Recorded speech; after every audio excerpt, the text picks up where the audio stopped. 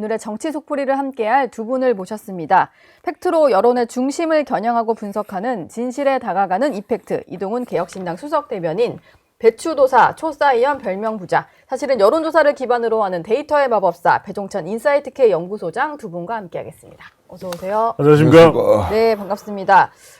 어제 명청 갈등이라는 단어가 다시 좀 불거지기 시작했는데, 민주당에서 지난달 부산시당 위원장 선거를 했는데 컷오프된 인물이 또 대표적인 친명계 인사다 보니까 이분이 좀 반발을 이어가고 있어요. 어제는 국회에서 기자회견까지 열었는데 원래는 컷오프 없이 100% 경선으로 시당위원장 뽑겠다고 했다가 본인이 컷오프가 된 거에 대해서 계속 문제 제기를 하는 모습이에요. 이게 수습이 잘 안 되는 것 같습니다. 어떻게 보셨나요?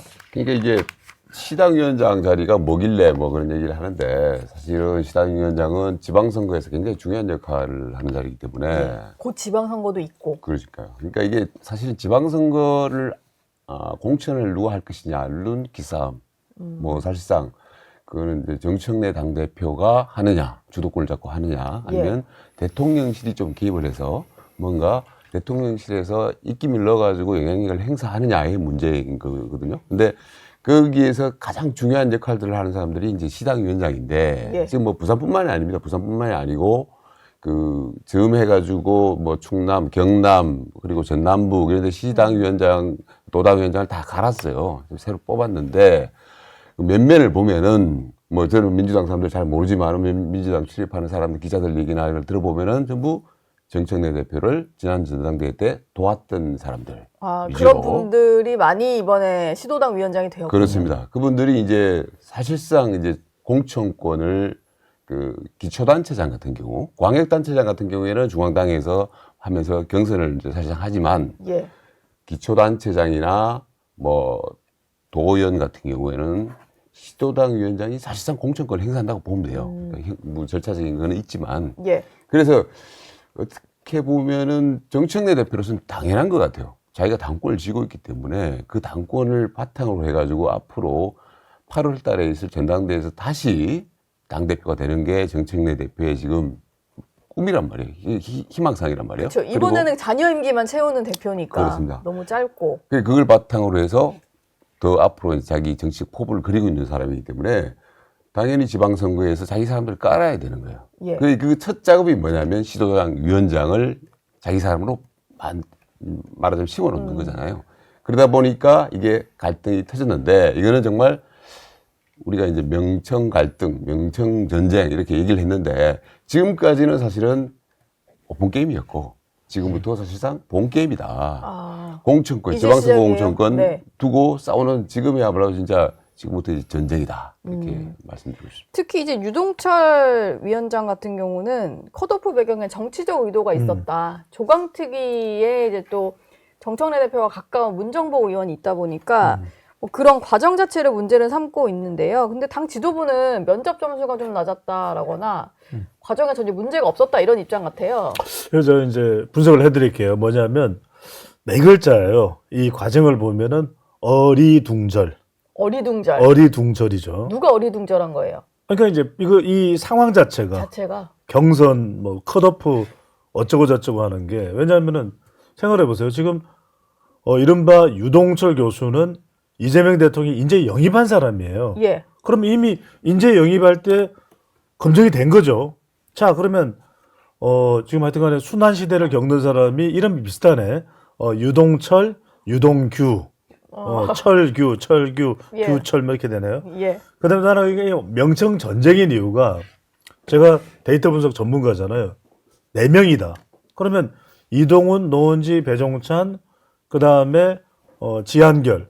4명이다. 우리 작가님. 그렇죠. 이거 저 또 검명을 했네요. 네. 한결같죠. 근데 4명이다. 그러면 4명인데 컷오프 할 이유가 있어요?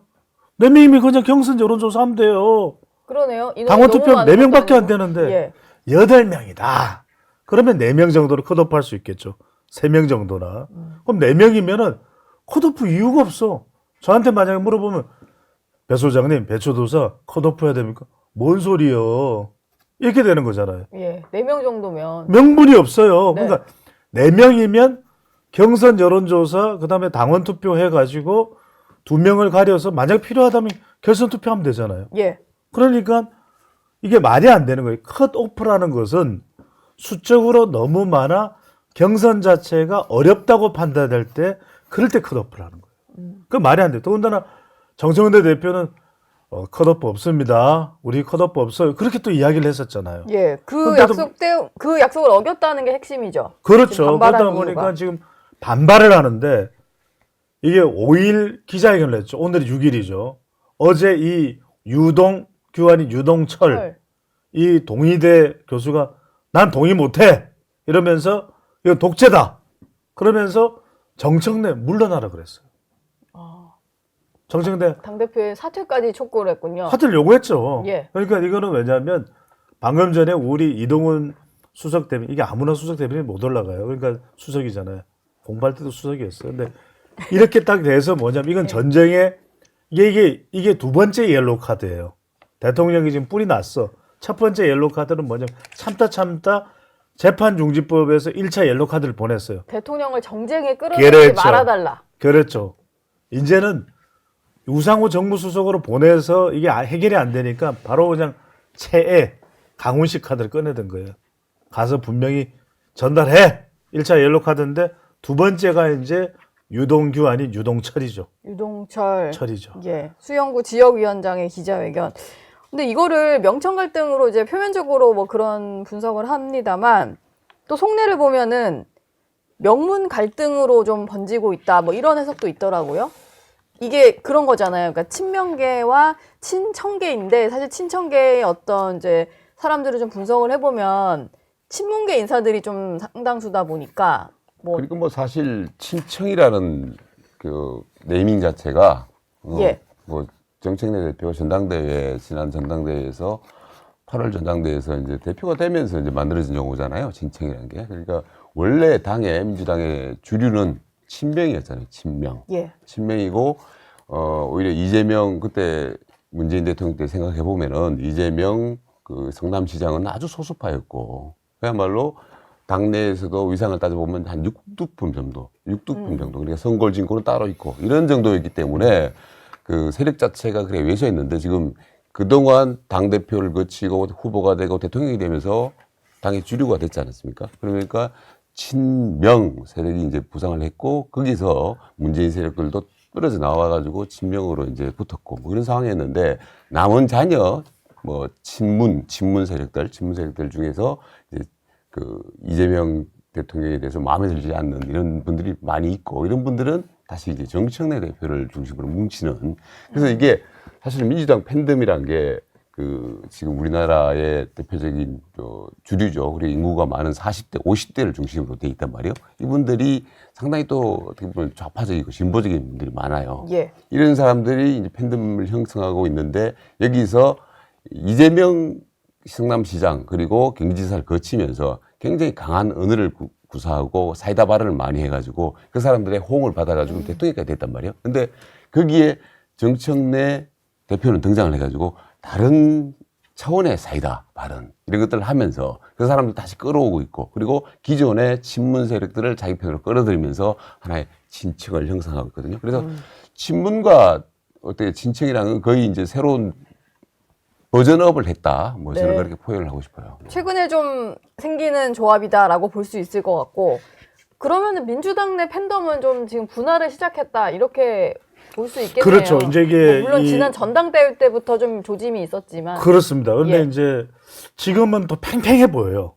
왜냐하면 이게 겸공파와 제마파가 이제 이 혈전을 벌이는 거예요. 겸공이라 하면은 뭐 충정로에 있는 겸손은 힘들다 뭐 어쩌고 저쩌고 있잖아요. 그래서 이제 그 일종의 이 겸공 문파와 제마 문파의 혈전이 벌어지는 거죠. 제마는 뭐예요? 지금 좀 들어보세요. 그래서 겸공 문파는 김어준, 그 다음에 정청래, 그 다음에 문재인 이렇게 이제 결합이 돼서 이 결합이 지난해인가요? 올해인가요? 올해네요. 이게 이제 인스파이어에서 이미 모임을 가졌잖아요. 전당대회 전에. 김어준 인천에. 씨 토크 그렇죠. 콘서트였나? 예, 토크 그런 거요. 콘서트에 모여서 이제 환호성으로 단합을 강조했죠. 그 다음에 이제 제마파는 뭐다? 제명인의 마을. 제마파죠. 그렇죠. 이 제마파는 이재명 측근으로 구성이 돼 있어요. 김민석, 강훈식. 이른바 이제 이 정부파로 밀고 가자. 그래서 결국에 내년 전당대회는 우리가 다 차지하자. 찬대가 꽤 찬대했다가 안 됐잖아요. 그러니까 그 부분이 이제 실기를 한 거지. 그래서 이제 바둑알을 바꾸는 거죠. 판을 바꾸는 거죠. 체스판을. 이번에는 김민석을 집어넣겠다. 그 다음에 서울시장 후보는 강훈식일 수도 있고 아니면 정청래 알아서 하라 그래. 그래서 이제 그걸로 지방선거의 결과에 책임을 묻자. 이렇게 가면서 그러면은 김민석 총리는 이번에 서울시장 출마에 대해서는 좀 아닌 것 같다라고 얘기를 했잖아요. 그렇죠. 다음 전당대회라는 얘기시네요. 전당대회 넣어야죠. 예. 그래야 좀 더 안정적으로 갈 수 있죠. 그럴 가능성이 좀 있어 보인다. 그렇죠. 그래야 이제 헐레벌떡 안 할 수 있기 때문에 그래서 지금은 뭐 제마파 내에는 맘카페 그다음에 여성시대까지 이제 다 포함이 되겠죠. 그래서 그렇게 구성이 돼서 완전하게 지금 이제 두 문파가 혈전을 벌이는 거예요. 근데 여기서 이제 초미의 관심사는 바로 두 명이 지금 여기서 이제 빠져 있는데 조국과 조추죠. 조추남매. 조국과 추미애. 그러니까 지금 조국과 추미애는 어느 한쪽을 택하기가 쉽지 않을 거예요. 왜? 우리가 생각할 때는 당연히 추미애와 또 이재명은 상당히 가까운데 그렇다고 정청래와의 관계를 또 끊어버리기 힘들어요. 추 장군은. 그다음에 이제 조국의 경우에는 이재명이 본인을 사면복권 해줬지만 본인의 원래 이 보스는 누구예요? 문재인 전 문보스죠. 대통령. 예. 그러니까 국이요 이러고 있는데 예. 이걸 또 이걸 배반하기가 힘들거든요. 그건 지금 문재인 전 대통령 성대모사. 똑같죠. 예. 오 열심히 하고 있어요. 우리 국이에요. 근데 이제 그런 상황이기 때문에 지금 조국도 어떻게 하기가 힘들고 그래서 조추가 어디에다 힘을 실어주냐. 만약에 조추 남매가 어느 문파를 그냥 둘이 동반해서 선택해버리면은 무게가 그쪽으로 확 실리게 돼 있거든요. 그러니까 내년 지방선거를 전후해서 피가 철철 나올 수가 있다. 그 친문 친명 이렇게 지금 계속 우리가 갈등을 그리고 있는데 예. 최근의 상황에서 하나 좀 간과하고 있는 게 그 부분 있잖아요. 김정숙 여사 옷값 검찰에서 재수사를 이제 그걸 요구를 했잖아요. 근데 이게 사실은 대통령실 안 가시고 그런 결정이 안 나오거든요. 민정수석실 당연히 보고가 됐을 거란 말이에요. 그러니까 이게 뭐랄까 이제 그런 제가 기운이 느껴져요. 그러니까 이재명 대통령 그리고 친명 세력과 친문 세력이 굉장히 감정이 안 좋다 서로 간에 이런 것도 상징적으로 보여주는 사건이 아닌가. 그러니까 대통령실의 조율을 거쳐가지고 이 김정숙 여사 문재인 대통령 부인 김정숙 여사 옷값 그 관봉권 사용 의혹을 갖다가 재수사하라고 요구하는 것 자체가 그런 걸 상징하는 건 아닌가 이런 생각이 들어요. 그 정도면은 대통령실이 몰랐을 리 없다. 당연하죠. 그렇죠. 예. 민정수석이 또 있으니까요. 이번 정부는 저는 근데 궁금한 게 그 지난해를 떠올려 보면은 친한 친윤 갈등이 좀 극심했어요. 그리고 정말 앞뒤 보지 않고 총선이 지던 말던 되게 세게 붙었잖아요.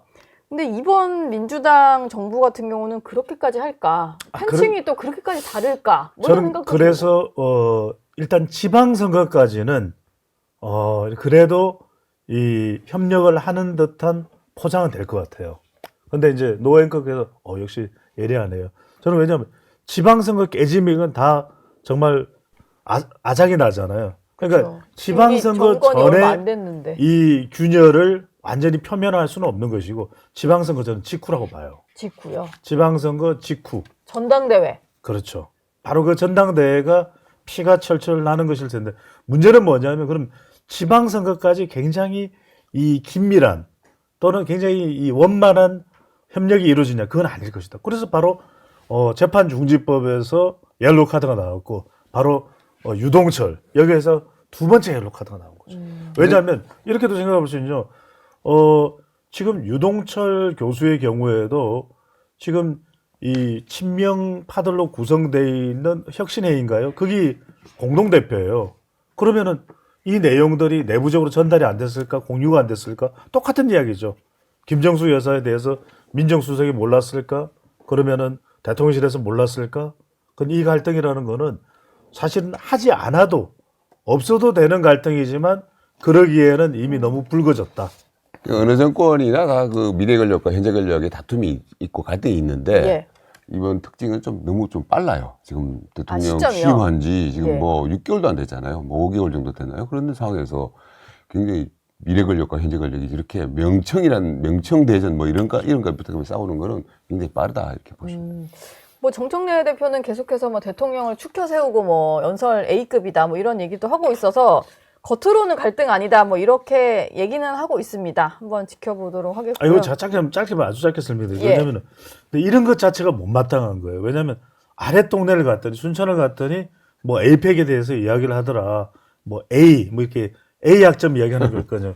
이런 것도 못마땅한 거예요. 뭘 또 학점을 달고 이미 다 지금 학남방으로 다 끝났는데 이런 것도 못마땅한 거죠. 이건 왜냐하면 오히려 뭔가 껄끄러운 게 있구나. 그래서 A를 내밀어야 되는 거예요. 두 번째는 뭐냐면 그 사진 있잖아요. 사진. 근데 특이한 건 지난번 전당대회 전에 이 국회를 갔던 이재명 대통령 두 사람이 손을 잡습니다. 자찬대 우청래. 근데 그때는 손을 잡으면서 시선이 정청래 의원을 바라보고 있었어요. 아, 이거 중요하다. 그 다음에 김병기, 서영교 다 원내대표 출마했던 사람이잖아요. 예. 두 사람을 잡을 때 김병기 원내대표는 한 손, 근데 서영교 의원은 그때 막 두 손으로 이렇게. 그래요. 그건 뭐냐? 절박한 거죠. 하지만 여유가 없는 사람은 힘들어. 그래서 딱 보니까 김병기 쪽이구나. 사진에서 이미 답이 나거든요. 근데 이번 사진은 뭐냐면 정청래 대표가 이렇게 두 손을 탁 잡는데 안 쳐다봐. 아예. 앞을 탁 바라보면서 이재명 대통령 웃고 있어요. 그러면서는 제 귀에만 들렸나요? 말소리가 들려. 예의가 없어. 예의가 없어. 그런데 그 바로 대통령의 뒤에 만면의 미소를 띠면서 이게 빛이 번쩍번쩍 나. 누군지 아세요? 누구죠? 강훈식 실장. 강훈식 실장. 자, 보세요. 세 번째 제가 근거로 보는 건 뭐냐면 이게 A가 의미가 없는 게 아니 에이펙 때 비서실장은 내내 함께 있어요. 역대 대통령 중에 이렇게 다자정상회의에 내내 비서실장과 같이 있었던 역대 대통령이 있었나요? 없어요. 그때 백악관 정상회담 때도 같이 갔었던. 아니 그러니까 예. 역대 대통령하고 비교를 해보면 그러네요. 대통령은 훈식이에요 요즘에. 근데 최애라고 그래서 표현하신 거군요. 그러니까요. 그리고 오죽 지금 중국어를 좀 할 줄 아는 정청래 대표잖아요. 정청래 대표는 중국어를 좀 해요. 월서 정청래 그러면은 적어도 시진핑 주석이 왔을 때는 만찬에는 집권 여당의 대표입니다. 메시다우스서 이렇게 했어야죠. 이 진짜 중국어인가요? 제가 중국어를 그런 걸 따지지 마. 예. 그러니까 이제 딱 그 정도는 그래도 만나게 해줘야 되잖아요. 왜 그 자리에 여당의 대표가 초대가 안 됐죠? 저는 그게 계속 찜찜하더라고요. 여러 가지 좀 네. 그 두 사람의 관계를 보여주는 것들이 좀 포착되고 있다. 이런 말씀이셨습니다. 부동산 얘기로 좀 넘어가 볼까 하는데 어제 개혁신당의 천하람 원내대표가 기자회견을 했는데요. 이게 국감 기간에도 기재위의 소속이어서 지적을 했던 부분 같긴 한데 이런 주장이죠. 집값이 오르지 않은 지역까지도 규제 지역으로 묶였다. 근데 정부가 보통 직전 석 달 통계를 기준으로 집값이 올랐는지 이런 걸 판단해서 규제 지역을 정하는데 10월 15일은 9월 통계가 나오는 바로 당일이어서 9월 통계를 임의로 배제해 버렸다. 뭐 이런 주장인데요. 이게 정말로 사실이라면은 문제인 거잖아요. 그러니까 우리가 지금 이재명 정부 들어가지고 부동산 대책이 3번 나왔잖아요. 근데 처음에 627이었고 그다음에 두 번째 97이었어요. 그래서 사람들이 이제 농담 삼아 10월 17일 아마 대책 나오지 않을까. 11.7 대책 이렇게 나오지 않을까 예측을 하고 그랬는데 10월 15일 날 나왔어요. 11호 대책이 나왔잖아요. 예. 그래서 왜 땡겼지 이런 얘기를 막 농담 삼아 하고 있는데 알고 보니까 이런 사연이 있다라는 거죠. 그러니까 방금 말씀하신 대로 통계가 15일 날 오후에 나와요. 9월 예. 통계가. 예. 그러니까 그걸 의도적으로 배제를 해버리고 8월 통계까지만 쓰는데 왜 그러냐. 9월 통계를 쓰면은 서울 전역에 있는 그러니까 우리가 이제 지역이 있죠. 중랑이나 강북, 도봉, 금천 이런 지역들 같은 경우에는 집값이 오히려 떨어졌기 때문에 예. 조정 지역으로 묶을 수가 없다. 네. 그래서 아마 의도적으로 그런 9월 통계를 배제하기 위해 가지고 10월 15일 날 발표한 거 아니냐라는 의심을 지금 하고 있는 거죠. 이게 왜 중요하냐면은 아마 이 사전 미리 이렇게 작전을 짰을 거예요. 부동산 대책을 발표를 하면서 이번에는 풍선 효과 막기 위해 가지고 서울 전역을 다 묶자. 그러니까 조정 지역, 투기 과열 지역, 거래 그 토지 거래 허가제까지 예. 다 이렇게 다 묶어버리자라고 이제 미리 작전을 짰기 때문에 그런데 보니까 이게 이게 9월 통계까지 하게 되면은 나머지 지역이 배제될 수 있다 이런 얘기가 왔겠죠. 일부가 빠질 수 있다. 빠질 수가 있으니까 그쪽으로 이제 만약에 풍선 효과가 가면 안 되니까 여기까지 다 묶어야 됩니다라고 해가지고 그런 의도적으로 통계를 배제하면서 이렇게 발표를 했다. 그러면 분명히 말씀드리면 그 지역에 사는 분들한테는 대출 제한되죠. 그리고 뭐 집값 영향이 있죠. 그리고 뭐 여러 가지 이제 세금까지 중과될 수 있기 때문에 굉장한 재산권의 침해잖아요. 그렇죠. 이거는 분명히 주택법 위반입니다. 주택법 위반 사항이기 때문에 우리 기획신당에서는 이걸 지금 원고를 갖다가 오늘부터 이제 모집을 하고 있습니다. 원고를 모집해서 이 지역에 사시는 분들 중심으로 해서 행정소송을 해가지고 그에 대한 법적인 절차를 진행을 할 계획입니다. 그러니까 이게 완전히 이제 와르르 꽝 되는 거죠. 그러니까 부동산은요, 이걸 건드리는 순간 그냥 작살이 나는 거예요. 근데 세 가지가 뭐냐, 이게 3대 악재다. 네. 첫 번째는 뭐냐면 서울이 내년 지방선거에서 제일 중요하잖아요. 그러니까 서울 망했다. 집권 여당으로서는 이 서울을 내년에 서울 성적표에 따라서 운명이 다 결정되는데 정청래의 운명도 민주당의 운명도 장동혁의 운명도 다른 데 다 이겨도 서울 못 이기면 좀 문제입니다. 끝나는 거죠. 네. 왜 다 서울만 보고 있으니까 똘똘한 한 채. 예. 근데 왜 그러냐면 다 서울에 살고 싶어요. 가능만 하다면. 일단 뭐 왜냐면 일자리도 서울에 많고 그렇죠. 학교도 있고. 학교도 있고. 그러니까 이제 무슨 뭐 서울 지상주의 이런 걸 떠나서 예. 근데 지금 토호제로 딱 해놨죠. 토호제가 뭐냐면 병을 치료해야 되는데 환자를 데려다 그냥 붕대로 똘똘 말아놓고 그냥 어떻게 되겠지 이렇게 해놓은 거예요. 자연 치유를 기다리는 건가요? 그러니까요. 무슨 뭐 힐링인가요? 뭐예요? 예전에 무슨 뚱나본가요? 뭐 필리핀에 있잖아요. 뭐 손을 썩 댔더니 이러면서 나았다 그러잖아요. 예. 뚱나본가? 아유, 하여튼 이름이 하여튼 기억이 안 나요. 30년 전의 일인데. 네. 그 다음에 이제 두 번째 악재는 뭐냐면 주부청이다.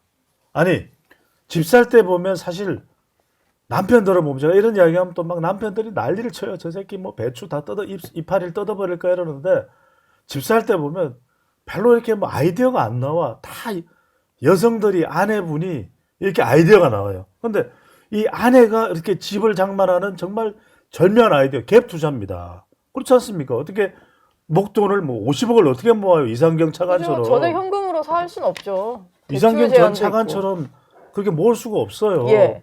그런데 갭 투자해가지고 다른 집에서 이제 전세 안고 샀다가 다른 동네에서 전세 살고 있다가 이제 돈 좀 모아서 전세 내보내고 그 집에 들어가는 거죠. 그렇잖아요, 그죠?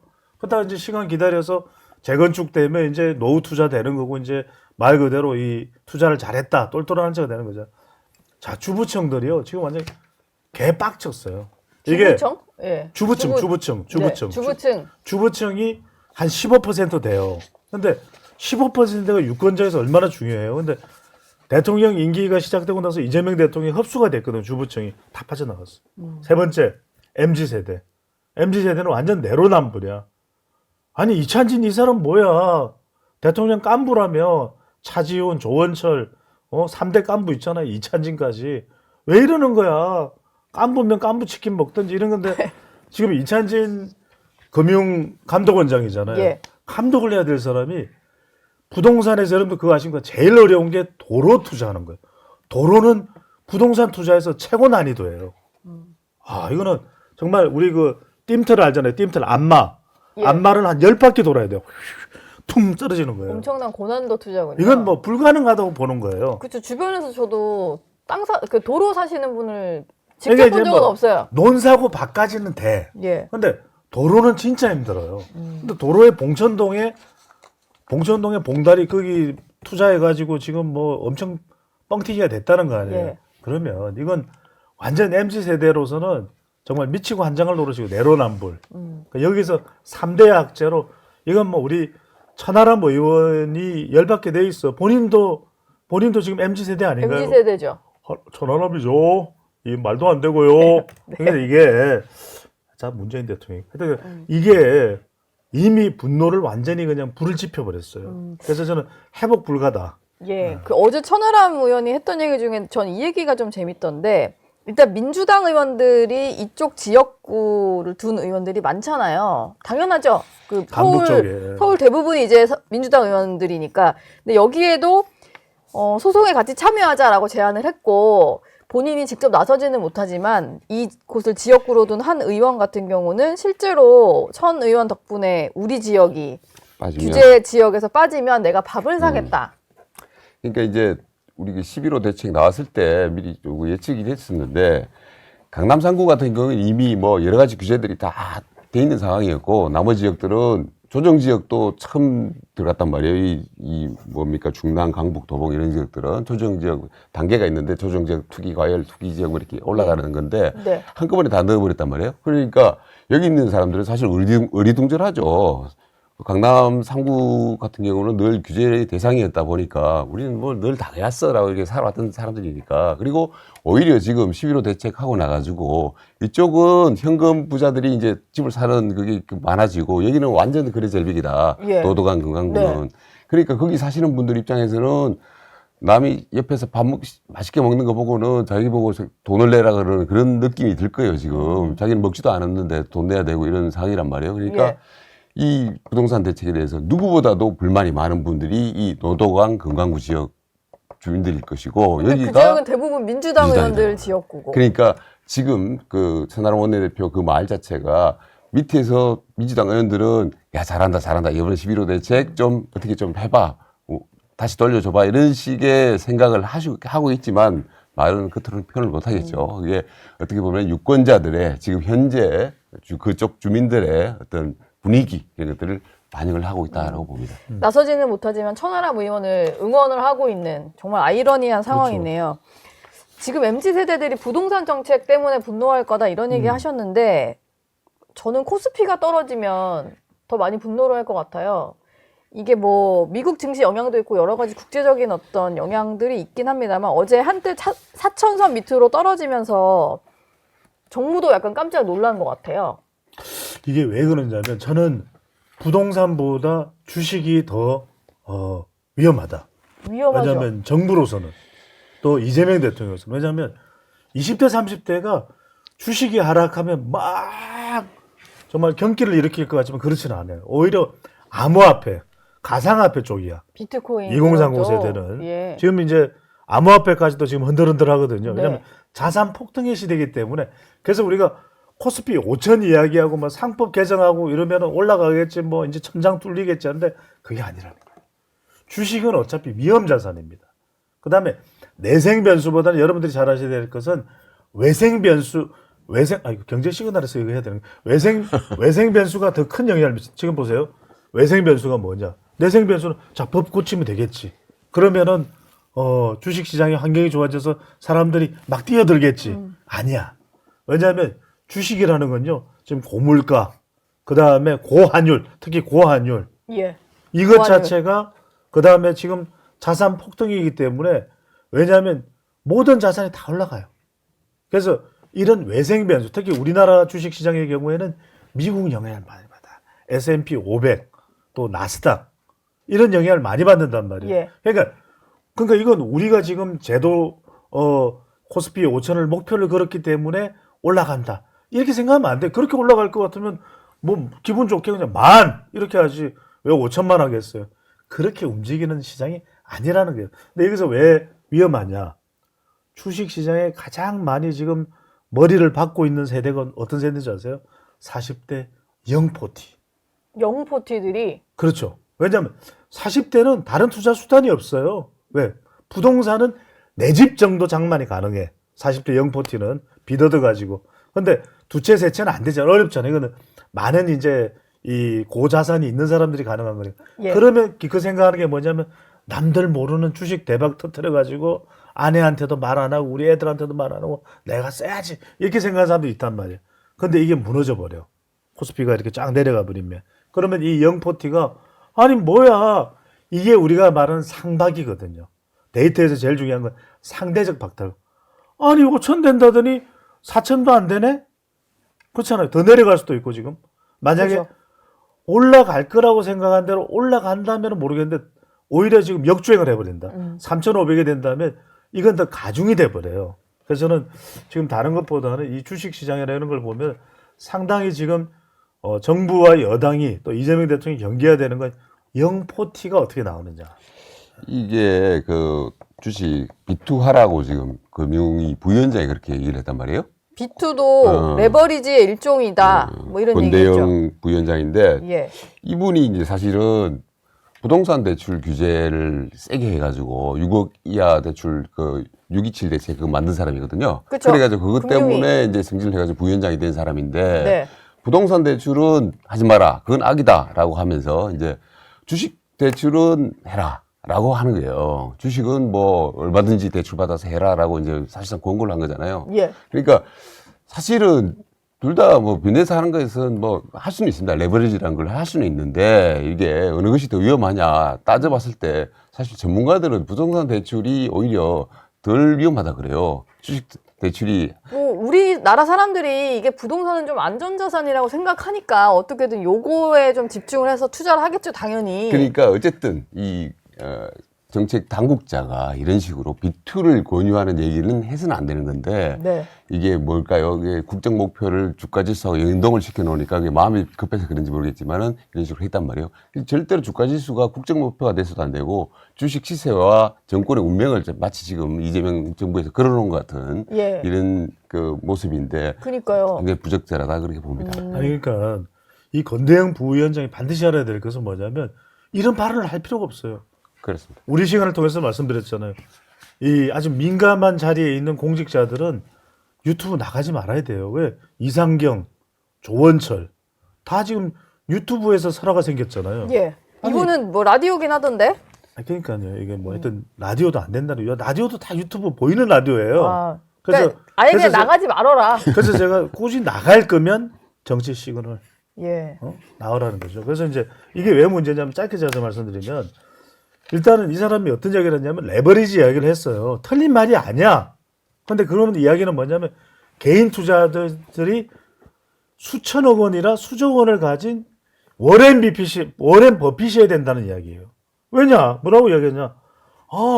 10년 정도 수익률 중에서 주식만큼 되는 그런 투자처가 있느냐 이 이야기를 해요. 그런데 아까도 우리 이동훈 수석 대변인께 말씀드렸지만 10년을 가지고 있는 개인 투자자들이 누가 있어요? 개인 투자자들은요, 집 살 때 되면 이거 주식 팔아가지고 좀 돈 보태야 되고, 또 자식 시집 장가 가면은 또 이거 깨서 좀 돈 보태야 되고, 그렇죠. 차 바꾼다고 와이프가 아이고 차가 고장 나서 막 움직이지도 않아요. 뭐 그러면 빨리 그 깨가지고 이거 바꿔줘야 돼요. 큰일 나요. 네. 그런 돈인데 이게 여러분들 알다시피 주식은 위험 자산입니다.